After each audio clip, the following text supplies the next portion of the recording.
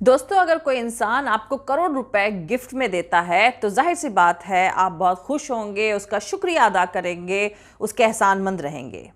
फिर वही इंसान आपको करोड़ रुपए और देता है और कहता है उसके बदले आप अपनी आंखें उसे दे दें, तो जाहिर सी बात है आप फौरन मना कर देंगे, उसके पैसे उसे वापस लौटा देंगे। क्योंकि आंखें ऊपर वाले की तरफ से दी हुई एक ऐसी नेमत है जिसको दुनियावी दौलत में नहीं तोला जा सकता है। लेकिन डायबिटीज एक ऐसी बीमारी है जिसके चलते करोड़ों लोग हर साल अपनी आंखों की रोशनी खो देते हैं और भारत दुनिया में इसका कैपिटल कहा जाता है। भारत एक ऐसा कंट्री है जहां हर 6 में से 1 आदमी को डायबिटीज है और करोड़ों लोग तो ऐसे हैं जिनको पता ही नहीं कि उनको डायबिटीज है। तकरीबन जो लेटेस्ट सेंसस आए उसके हिसाब से 77 million population of India is suffering from diabetes, यानी 77 मिलियन पॉपुलेशन है इंडिया की जिन्हें डायबिटीज है। पहले डायबिटिक को अमीरों की बीमारी माना जाता था, लेकिन अब ये बीमारी गरीबों और मिडिल क्लास तक पहुंच चुकी है और लाखों की तादाद में इससे लोग सफर कर रहे हैं। कुछ साल पहले तक इस बीमारी को कहा जाता था कि ये 40+ ईयर्स में ही ज्यादातर देखी गई है, लेकिन अब प्री मैच्योर डायबिटीज यानी 40 साल से नीचे 18 से लेकर 40 साल के लोगों में भी ये डायबिटीज काफी कॉमन हो चुकी है। इसके अलावा ये डायबिटीज छोटे बच्चों में भी देखी गई है। हालांकि डायबिटीज आपके बॉडी के कई ऑर्गन्स पर असर करती है, जैसे कि हार्ट है, आपका किडनी है, लेकिन सबसे अहम यहां पर आता है कि ये डायबिटीज आपकी आंख पर असर करती है और इसकी वजह से आपकी आंख की रोशनी जा सकती है। डायबिटीज हालांकि आपकी आंख के कई पार्ट्स पर असर करती है, लेकिन मेन जो है वो है आपकी आंख का पर्दा, जिसके बारे में आज हम बात करेंगे। ये देखा गया है कि जो भी शख्स 15 साल से ज्यादा डायबिटिक से सफर कर रहा है उसके पर्दे के अंदर कुछ ना कुछ चेंजेस डायबिटीज की वजह से जरूर हो चुके हैं और यही अगर टाइम पर नहीं रोके जाते हैं, उसका इलाज टाइम पर नहीं होता है, तो ये ब्लाइंडनेस की तरफ ले जाता है, ये अंधेपन की तरफ ले जाता है। और इसी वजह से देखा गया है कि तकरीबन दुनिया में जितना भी अंधापन है, जितनी भी ब्लाइंडनेस है, उसका 1.07% जो कॉज है ब्लाइंडनेस का वो डायबिटीज है। तो आज हम इसी पर बात करेंगे कि डायबिटीज आपकी आंखों पर किस तरह से असर करती है और आपकी आंखों के कौन कौन से पार्ट्स पर असर करती है और आपको इसके क्या सिम्टम्स होंगे, यानी आप क्या महसूस करेंगे, आपको कब डॉक्टर को दिखाना चाहिए और इसका इलाज क्या होता है। डायबिटीज जो आपके आंख के पर्दे पर असर करती है उसे कहते हैं डायबिटिक रेटिनोपैथी। रेटिनोपैथी इसलिए कहते हैं कि रेटिना का मतलब होता है आंख का पर्दा। मैं आपको एक छोटा सा समराइजेशन दे दूं कि आंख का जो स्ट्रक्चर होता है उसमें सबसे आगे कॉर्निया होता है, लेंस होता है, उसके बाद एक जेल लाइक मटेरियल होता है, उसे विट्रस कहते हैं, और सबसे जो पीछे होता है वो आंख का पर्दा होता है जिसे रेटिना कहते हैं। और इसी रेटिना के अंदर नस होती है, आंख की नस होती है जो रोशनी लेकर जाती है ब्रेन तक की, और कई सारी ब्लड वेसल्स होती हैं जो ब्लड को कैरी कर रही होती हैं। तो डायबिटीज आपके यही मोस्ट जो सेंसिटिव पार्ट ऑफ द आई है रेटिना, उसी को इफेक्ट करता है। और आपको एक चीज़ जानने की बहुत ज़्यादा ज़रूरत है कि अगर आँख का पर्दा बहुत ज़्यादा बीमार हो जाता है या आँख की नस एट्रोफी यानी ख़त्म हो जाती है तो ये तकरीबन इरिवर्सिबल कॉज ऑफ ब्लाइंडनेस हो सकती है। इसलिए आप इस स्टेज तक ना पहुंचें कि जब ब्लाइंडनेस रिवर्स ना करी जा सके, जब अंधापन रिवर्स ना करा जा सके, उससे पहले ही हमको ये सारे चेंजेस को रोकना होता है। तो हमें क्या प्रिकॉशंस लेने चाहिए, हमें क्या प्रिवेंशन यूज़ करना चाहिए, हमें कब डॉक्टर को दिखाना चाहिए और कितने टाइम पर इसकी स्क्रीनिंग की ज़रूरत है, और आप क्या महसूस करेंगे, आपकी आंखों में आपको क्या दिखेगा, आपकी रोशनी में आपको क्या दिखेगा अगर डायबिटीज़ की वजह से कुछ चेंजेस आ रहे हैं, ये सारी बातें मैं आपको इस वीडियो में बताऊंगी। लेकिन उससे पहले जो लोग हमारे इस चैनल पर नए हैं वो हमारा YouTube channel keep I on your health with doctor Arshi को सब्सक्राइब करके वहां पे लगी बेल आइकॉन को जरूर दबा दें ताकि आपको हमारे आने वाले हर वीडियो की अपडेट्स मिलती रहे। और दोस्तों, अगर आपको हमारा वीडियो पसंद आता है, हमारे चैनल पसंद आता है, तो www.patreon.com/Dr अर्शी खान पर जाकर डोनेट करके आप हमारे काम को सपोर्ट कर सकते हैं। दोस्तों, बहुत इंपॉर्टेंट है कि ये वीडियो आप अपने दोस्त, अपने फैमिली मेंबर्स के साथ शेयर ज़रूर करें। तो चलिए शुरू करते हैं। तो दोस्तों, ब्रॉडली आप डायबिटीज को 2 टाइप में कैटेगराइज कर सकते हैं। टाइप 2 डायबिटीज मेलाइटस होता है जो कि non insulin dependent diabetes mellitus होता है, जो कि 40 साल से ज्यादा उम्र के लोगों में देखा गया है। और जो टाइप 1 होती है उसे कहते हैं इंसुलिन डिपेंडेंट डायबिटीज मेलाइटस, जो ज्यादातर बच्चों में देखी गई है। तो मैं आपको ये दोनों चीजें अलग अलग इसलिए बता रही हूं क्योंकि ऑफ्थेल्मोलॉजी में, क्योंकि आंखों की चेकअप में भी ये दोनों डायबिटीज के अकॉर्डिंग स्क्रीनिंग यानी अपने आंखों का चेकअप अलग अलग तरीके से कराना होता है। अगर किसी बच्चे को डायबिटीज डायग्नोज हुआ है तो 5 साल के बाद उसका पहला चेकअप तो जरूरी बन जाता है। लेकिन अगर किसी मैच्योर इंसान को जो कि 40 प्लस है उसको डायग्नोज होता है डायबिटीज मेलाइटस, तो जब भी उसको डायग्नोज होता है वहीं से उसकी पहली आंख के एग्जामिनेशन की स्क्रीनिंग स्टार्ट हो जाती है। यानी जब भी वो डायबिटीज डायग्नोज होता है तो उसके बाद उसको ऑफ्थेल्मोलॉजिस्ट के पास जाकर के अपना आई चेकअप, स्पेशली अपनी आंखों के पर्दे का चेकअप जरूर कराना चाहिए। क्यों फौरन उनको अपना आई चेकअप कराना चाहिए? क्योंकि बहुत साल ऐसे गुजर चुके होते हैं जब उनको अपनी डायबिटीज के बारे में पता ही नहीं होता। यानी जब आप पहली बार डायबिटीज डायग्नोज होते हैं उससे कई साल पहले तक की वो डायबिटीज आपको होती है लेकिन आपको पता नहीं होता है, आप उन सिम्टम्स को रिकॉग्नाइज नहीं कर पाते हैं। और जब तक कि आपको पता चलता है कि आपको डायबिटीज हो चुकी है तब तक कि आपकी आंख के पर्दे के अंदर कुछ ना कुछ चेंजेस डायबिटीज की वजह से जरूर हो चुके होते हैं। यानी ज्यादातर लोगों में, कम से कम 50% से ज्यादा लोगों में कुछ ना कुछ डायबिटिक के चेंजेस हो चुके होते हैं।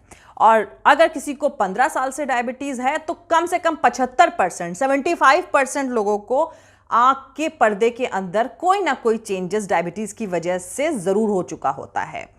अब यही चेंजेस अगर आगे प्रोग्रेस कर जाते हैं तो ये अंधेपन में तब्दील हो सकते हैं। इसीलिए इसका पहला चेकअप बहुत इंपॉर्टेंट होता है, ये ग्रेड करने के लिए कि आपकी डायबिटिक रेटिनोपैथी यानी डायबिटीज से आपके पर्दे के अंदर चेंजेस कौन सी ग्रेड के हैं। क्या ये माइल्ड है, या ये मॉडरेट यानी मीडियम है, या ये सीवियर यानी ये बहुत आगे बढ़ चुके हैं। तो अब हम बात करेंगे कि आपको डायबिटीज की वजह से क्या क्या नजर में परेशानी हो सकती है, ऐसी चीजें जो आप देख करके भी इग्नोर कर रहे हैं क्योंकि आपको पता नहीं है कि डायबिटीज की वजह से ये सारे चेंजेस आ रहे हैं। पहला, धीरे धीरे करके आपकी नजर की रोशनी में कमी आ सकती है। यानी पहले आप मान लीजिए सारी लाइनें देख लेते थे, दूर जो लिखा हुआ है महीन महीन हर्फ वो भी देख लेते थे। अब ऐसा हो सकता है कि आप वो महीन हर्फ नहीं देख पा रहे हैं, और जब आपने चश्मा भी इस्तेमाल किया है तो चश्मे के बाद भी आपको साफ नजर नहीं आ रहा है। दूसरी चीज ये हो सकती है कि आपको फ्लोटर्स मतलब आप ये कह सकते हैं कि छोटे छोटे जैसे फ्लाइज जैसे या डॉट्स जैसे, जब भी आप सामने देख रहे हैं तो कुछ डॉट्स जैसी आपको चीज़ें नज़र आती हैं। आपको अपनी आँख की रोशनी के सामने कुछ फ्लोटर्स से नज़र आते हैं, या थ्रेड जैसे कहेंगे, या डॉट्स जैसे, या जैसे फ्लाइज यानी जो मक्खियाँ हैं उस तरह के कुछ ना कुछ जैसे फ्लोट कर रहे हैं। तो अगर ये चीज़ भी आपको दिख रही है तो आप फ़ौरन जाकर अपने ऑफ्थेल्मोलॉजिस्ट से रेटिना का यानी आँख के पर्दे का चेकअप ज़रूर कराएं, क्योंकि डायबिटीज में ब्लीडिंग की वजह से इस तरह के फ्लोटर्स देखने को मिल सकते हैं। या अगर आपको फ्लैशेस ऑफ लाइट दिखते हैं, फ्लैशेस ऑफ लाइट मतलब कि ऐसा लगेगा जैसे कोई बिजली सी सामने निकल गई है, तो उस टाइम में भी आपको अपने ऑफ्थेल्मोलॉजिस्ट को तुरंत कंसल्ट करना चाहिए। वो आपकी आंखों में ड्रॉप्स डाल करके, जिसे कहते हैं डायलेटिंग ड्रॉप्स, वो डाल करके पूरी पुतली फैला करके आपके पर्दे का जांच करेगा। ये भी बहुत अहम हो जाता है। अब हम बात करते हैं कि डायबिटीज़ की वजह से हालांकि बॉडी के कई ऑर्गन्स इन्वॉल्व होते हैं, जैसे कि आपके लिम्स, आपके हाथ और पैर भी इन्वॉल्व हो जाते हैं, लेकिन उसके साथ साथ आपका जब रेटिना इन्वॉल्व होता है तो और क्या क्या तकलीफ़ें आपको हो सकती हैं जो कि ब्लाइंडनेस की तरफ जानते हुए या अनजाने में आपको ले जा सकती है। इसके साथ साथ एक और सिम्टम जो आप नोटिस कर सकते हैं अगर आप डायबिटिक हैं तो वो है फ्लक्चुएटिंग विजन।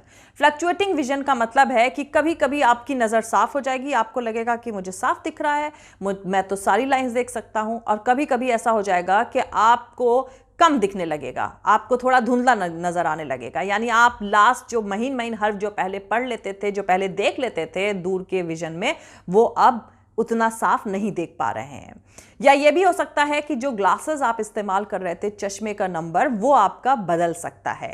यानी कभी वो माइनस में अगर आप यूज़ कर रहे हैं तो कभी वो माइनस बढ़ जाएगा। यानी मान लीजिए आप -2 यूज़ कर रहे हैं, तो आप जब दोबारा बिना ऑफ्थेल्मोलॉजिस्ट को दिखाए हुए सिर्फ चश्मे की दुकान पर जाकर आपने अपनी नज़र टेस्ट कराई, तो ऐसा हो सकता है कि वो -2 वाला नंबर आपका -2.5 हो जाए, और फिर 3-4 महीने के बाद आप जब जाएं तो वो वापस -2 हो जाए, या फिर वो -1.75 हो जाए। इसी तरीके से अगर आपका नंबर प्लस में है तो उसमें भी ऐसा हो सकता है कि कब, यानी कि चश्मे के नंबर के अंदर बदलाव होने लगे और वो जल्दी जल्दी होने लगे। अगर आप डायबिटिक हैं तो आप ज़रूर जाकर अपना ऑफ्थेल्मोलॉजिस्ट से चेकअप कराएं।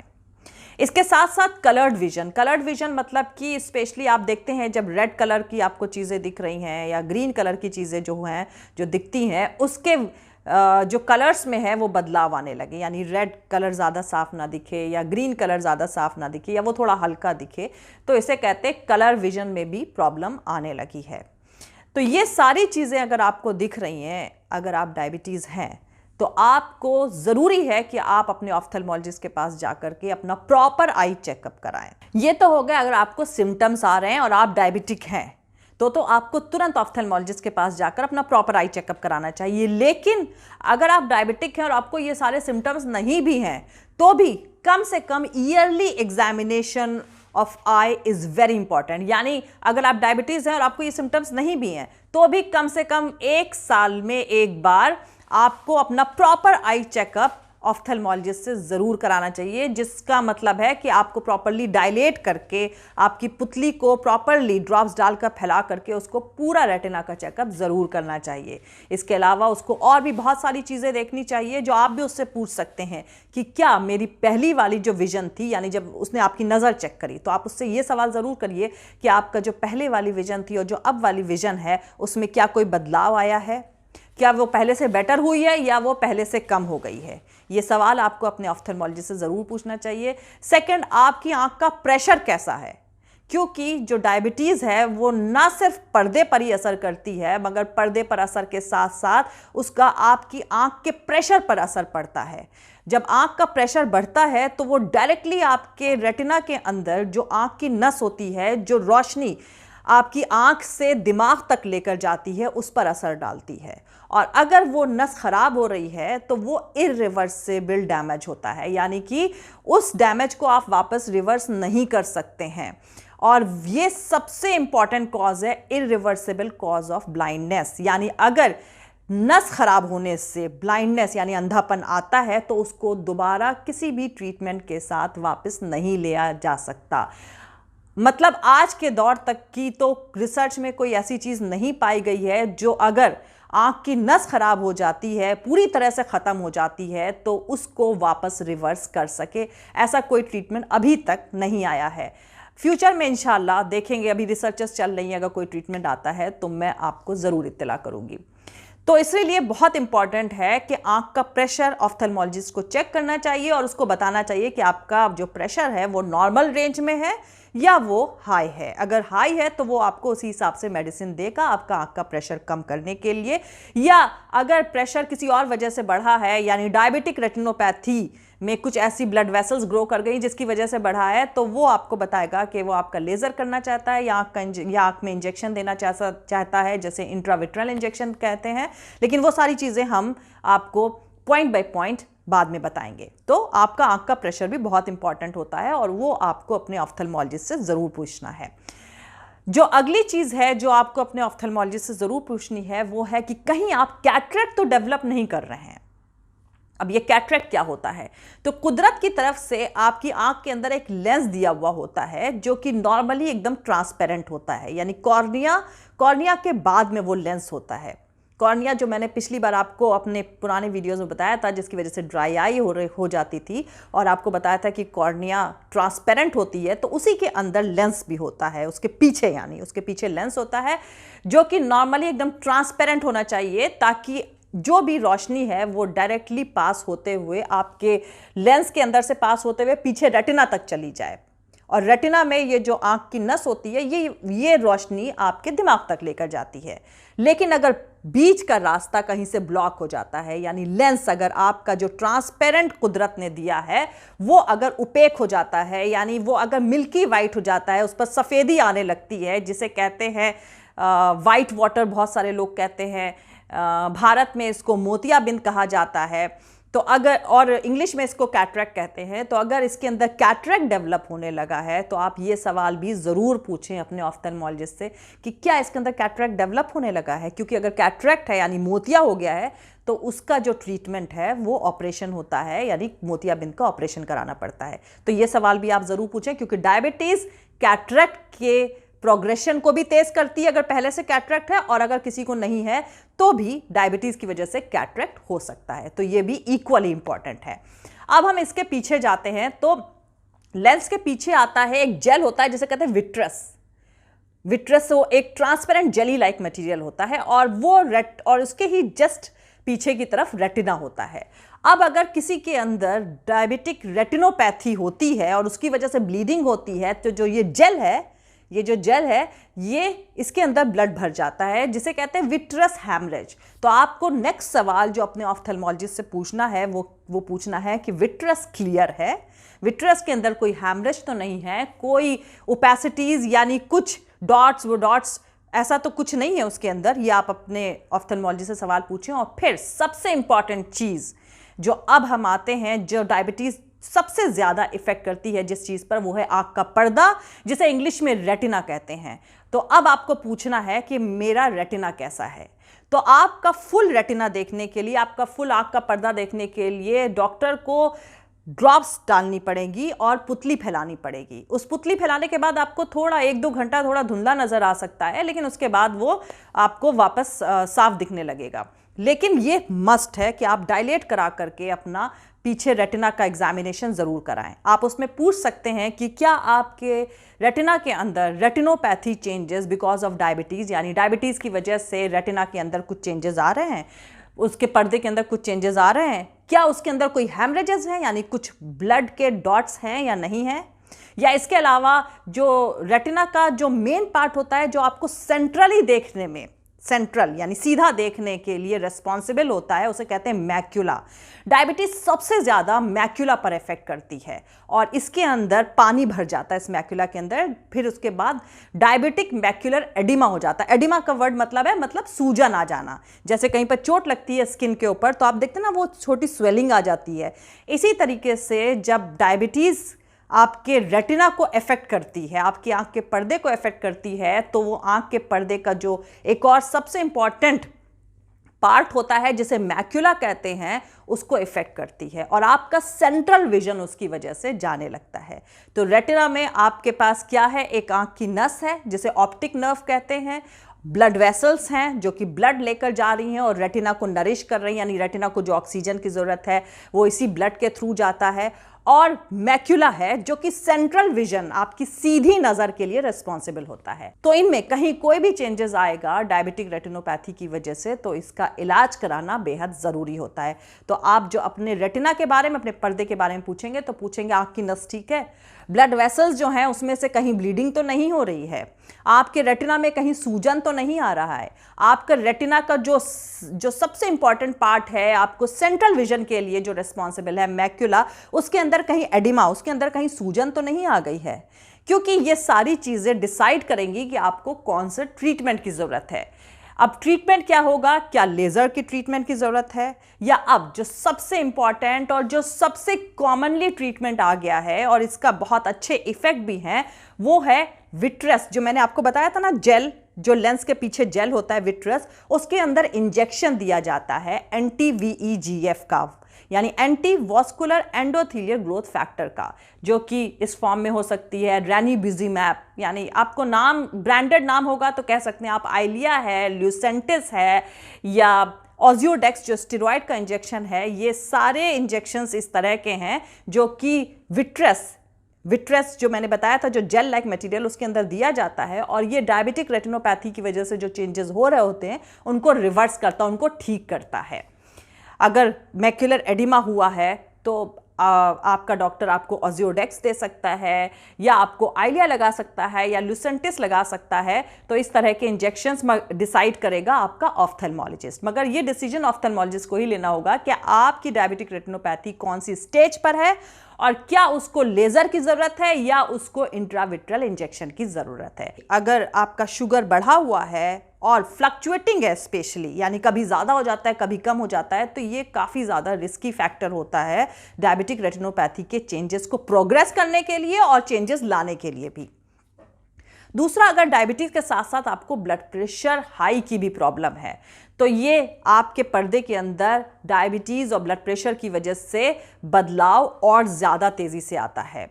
तीसरा, आपका कोलेस्ट्रॉल भी अगर इसके साथ इन्वॉल्व है, यानी हाइपर कोलेस्ट्रोलीमिया है, यानी आपका कोलेस्ट्रॉल ज़्यादा रहता है, तो ये डायबिटिक रेटिनोपैथी के चेंजेस को और फास्ट करता है। और अगर आप सिगरेट स्मोकर हैं, लाइफस्टाइल आपका थोड़ा एक्टिव नहीं है, सिडेंट्री है, यानी आप एक्सरसाइज नहीं करते, आप वॉकिंग कम करते हैं, और अगर ओवरवेट है और आप अपना डायबिटीज़ को अच्छे से कंट्रोल नहीं करते, तो यह सारी चीज़ें आपके डायबिटिक रेटिनोपैथी यानी आपके डायबिटीज़ की वजह से पर्दे में जो बदलाव आता है, जो खराबी आती है, उसको और तेजी से बढ़ाता है। तो ये सारे फैक्टर्स हैं जिन पर आप खुद कंट्रोल करके अपने डायबिटिक रेटिनोपैथी के चेंजेस में कंट्रोल ला सकते हैं। लेकिन ब्रॉडली जो डायबिटिक रेटिनोपैथी के चेंजेस आते हैं वो इस वजह से आते हैं कि जब शुगर ज़्यादा होता है या आपका साथ में ब्लड प्रेशर ज़्यादा होता है, तो उसकी वजह से जो रेटिना की ब्लड वेसल्स होती हैं, यानी जो नसें होती हैं जो खून लेकर जाती हैं, वो ब्लॉक हो जाती हैं। तो जब ब्लॉक हो जाती हैं, वहाँ पर ब्लॉकेज हो जाता है, तो वहाँ से ना फ्लूइड लीक करने लगता है, यानी पानी लीक करने लगता है, ब्लड के अंदर जो पानी होता है वो लीक करता है। उसके साथ साथ जो हैमरेजेस होते हैं वो निकलने लगते हैं, यानी थोड़ा सा ब्लड सीप आउट करने लगता है, यानी कि हैमरेजेस रेटिना में हो जाते हैं, रेटिनल एडिमा हो जाता है। तो इस स्टेज को कहते हैं नॉन प्रोलिफरेटिव डायबिटिक रेटिनोपैथी, यानी अभी प्रोलिफरेशन नहीं आया है। अभी मैं आपको बताऊंगी प्रोलिफरेशन का मतलब क्या है, यानी कि अभी प्रोलिफरेशन नहीं आया, तो ये NPDR यानी non proliferative diabetic retinopathy changes है। अब अगर क्या होता है कि आपने शुगर को कंट्रोल नहीं किया और ये स्टेज आपकी प्रोग्रेस कर गई, तो ये ब्लॉकेज जहां पर ब्लड वेसल्स का हुआ है, तो कुदरत की तरफ से ये निज़ाम है कि अगर ये ब्लॉकेज हो गया है तो न्यू वेसल्स निकलने लगती हैं, यानी वो जो ब्लॉक्ड वेसल्स है उसको रेटिना के ब्लड सर्कुलेशन को कॉम्पनसेट करने के लिए पास से न्यू वेसल्स निकलने लगती हैं, यानी नई वेसल्स निकलने लगती हैं, यानी नई ब्लड वेसल्स निकलने लगती हैं। और ये जो नई ब्लड वेसल्स होती हैं ये बहुत फ्रेजाइल होती हैं, ये ब्लीड करती हैं, और जब ब्लीडिंग होती है तो जो विट्रस है उसके अंदर भी ये ब्लीडिंग जा सकती है, जिसको कहते हैं विट्रस हैमरेज हो जाना। और जब विट्रस हैमरेज होता है तो सडनली आपको लगता है कि एकाएक विजन तो मेरा बहुत ही कम हो गया है, यानी विट्रस में हैमरेज जाने से आपका विजन काफ़ी एकाएक कम हो जाता है, या फिर आपको जो फ्लोटर्स मैंने बताए थे कि डॉट डॉट से आपके सामने दिख रहे हैं वो ज़्यादा दिखने लगते हैं। इसके साथ साथ आपको फ्लैशेस ऑफ लाइट भी दिखती है। ये स्टेज है जहां पर आप फ्लैशेस ऑफ लाइट भी देख सकते हैं। तो ये सारी अब इस स्टेज को कहते हैं प्रोलिफरेटिव डायबिटिक रेटिनोपैथी, यानी प्रोलिफरेशन का मतलब क्या हुआ कि जब ब्लड वेसल्स शुरुआत में ब्लॉक हो गई थी तो उसको कॉम्पनसेट करने के लिए नई ब्लड वेसल्स निकल आई हैं जो कि बहुत ही कमज़ोर हैं, जिनमें से ब्लीडिंग स्टार्ट हो गई है और विट्रस हैमरेज भी हो गया है। तो ये आपका प्रोलिफरेटिव डायबिटिक रेटिनोपैथी स्टेज है। और अगर यहीं पर भी कंट्रोल नहीं किया, मान लीजिए कोई आपके घर में कोई बड़ा बूढ़ा है जो कह रहा है मुझे विजन कम होती जा रही, मेरी नज़र कम होती जा रही है, और वो डायबिटीज़ है और आपने उसको इग्नोर कर दिया है, तो ऐसा भी हो सकता है कि उसका जो रेटिना है वो इसी ट्रैक्शन करके, यानी कि शुरुआत में तो उसे लगेगा कि फ्लैशेस ऑफ लाइट आ रही है और फिर उसके बाद वो रेटिना अपनी जगह से डिटैच हो जाएगा, यानी वो रेटिना अपनी जगह अब नहीं रहेगा, जिस पोजीशन पर था वो इनर साइड से वो वहां से निकल करके आगे के साइड में आ जाएगा। इसे कहते हैं रेटिनल डिटैचमेंट। और इसका जो प्रोग्नोसिस है, यानी इसका जो इलाज के बाद भी जो इसका रिजल्ट है वो अच्छा नहीं है। बहुत कम ही देखा गया है कि रेटिनल डिटैचमेंट स्टेज के बाद लोगों की विजन काफ़ी इंप्रूव हुई हो जाती है इंप्रूव, स्टेजेस पर भी डिपेंड करता है और किस डॉक्टर ने किया है उस पर भी डिपेंड करता है, लेकिन फिर भी रेटिनल डिटैचमेंट एक ऐसी चीज़ है जिसका प्रोग्नोसिस बहुत ज़्यादा अच्छा नहीं देखा गया है। तो आपको ये सारी स्टेजेस आने से रोकना ही होता है। रोकना है इसका मतलब आपको प्रॉपर आई एग्जामिनेशन, प्रॉपरली अपनी आँख के चेकअप ज़रूर कराना चाहिए। ये सारे साइन एंड सिम्टम्स नहीं भी हैं तो भी ईयरली आपको चेकअप कराना ज़रूरी है। और जब आप अपने डॉक्टर्स के पास गए हैं तो जो सवाल मैंने आपसे कहे वो आपको सवाल ज़रूर पूछने हैं। और अगर उस डॉक्टर ने कहा कि आपको आपकी mild non proliferative diabetic retinopathy यानी हल्के हल्के चेंजेस आने शुरू हुए हैं, आप 6 से 9 महीने में भी एक बार चेकअप करा सकते हैं, तो आप 6 से 9 महीने में ज़रूर जाएं। और अगर वो कहता है कि आपके अंदर अभी प्रोलिफरेटिव चेंजेस आ गए हैं तो वो आपको बताएगा कि कौन सा स्टेज है, क्योंकि अगर विट्रस हैमरेज हो गया है तो उसमें तो सिर्फ ऑपरेशन ही करना पड़ता है। कभी कभी ऐसा देखा गया है कि जो ब्लड आया विट्रस में वो खुद भी सबसाइड हो सकता है, लेकिन अगर सबसाइड नहीं हो रहा है और उसके साथ में ट्रैक्शन भी डेवलप हो रहा है यानी खिंचाव डेवलप हो रहा है उसके साथ, जिसकी वजह से रेटिना डिटैच भी हो सकता है, तो ऐसे हालात में ऑपरेशन रेटिना का और विट्रेक्टमी के साथ यानी विट्रस में से जो हैमरेज है उसको निकालने के साथ ज़रूरी हो जाता है। अगर ऐसी स्टेज है जहां पर मैक्युलर एडिमा है तो डॉक्टर आपका डिसाइड कर सकता है कि वो कौन सी स्टेज का डायबिटिक मैक्युलर एडिमा है, उसके साथ साथ रेटिना में और क्या चेंजेस है, तो क्या सिर्फ लेजर आपके लिए हेल्प करेगा या आपको इंजेक्शन की भी जरूरत है। तो ये वो सारी स्टेजेस हैं जिसकी वजह से आपके रेटिना के अंदर जो बदलाव आता है उसकी वजह से अंधापन भी आ सकता है। इसलिए प्रॉपर आई चेकअप, इसलिए प्रॉपर आई के रेटिना का एग्जामिनेशन जरूरी हो जाता है। और इस स्टेज पर आप ना पहुंचे इसके लिए ये बहुत इंपॉर्टेंट है कि आप जिस भी दिन डायबिटीज़ डायग्नोज हुए हैं उस टाइम में आप प्रॉपरली पहला अपना आई चेकअप प्रॉपर ऑफ्थेल्मोलॉजिस्ट से जाकर ज़रूर कराएं, पर्दे की जांच भी करवाएं और फिर वो जैसा आपको एडवाइस करे कि आपके डायबिटिक रेटिनोपैथी चेंजेस अभी नहीं हैं तो आपको वो एडवाइस कर सकता है कि आप साल भर में एक बार ज़रूर आ जाओ चेकअप के लिए।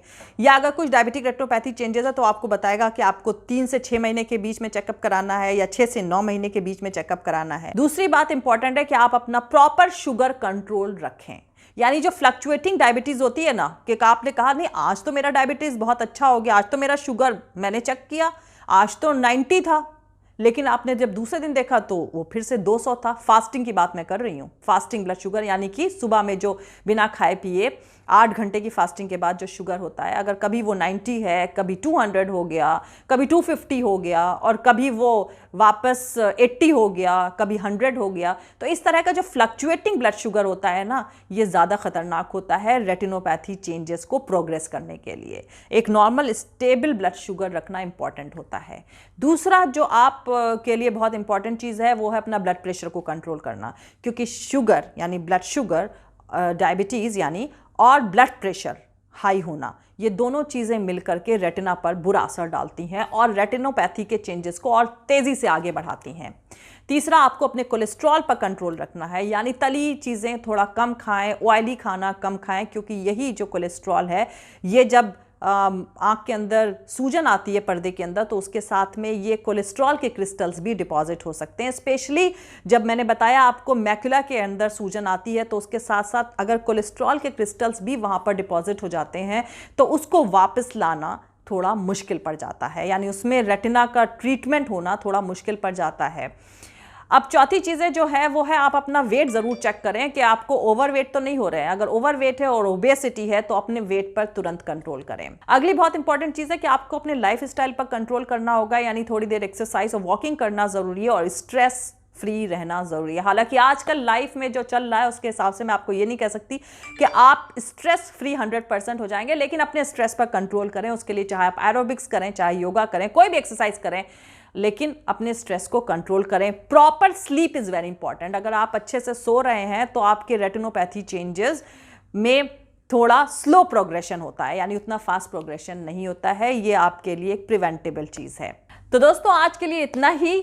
मीठा बोलिए लेकिन मीठा कम खाइए। अपने खाने पर, अपने एक्सरसाइज पर, अपने लाइफ स्टाइल पर कंट्रोल रखिए और प्रॉपर आई चेकअप के ऊपर भी अपना ध्यान रखिए। तो दोस्तों हम अगले वीडियो में फिर से मिलेंगे, तब तक खुश रहिए, स्ट्रेस फ्री रहिए और एंजॉय करिए। और इस वीडियो को अपने फैमिली मेंबर्स, अपने फ्रेंड्स के साथ जरूर शेयर करिए। लेकिन जो लोग मेरे इस चैनल पर नए हैं वो मेरा YouTube channel keep I on your health with doctor Arshi को सब्सक्राइब करके वहां पे लगी बेल आइकॉन को जरूर दबा दें, ताकि आपको इसी तरह से हेल्थ रिलेटेड इंफॉर्मेटिव वीडियोस देखने को मिलते रहें।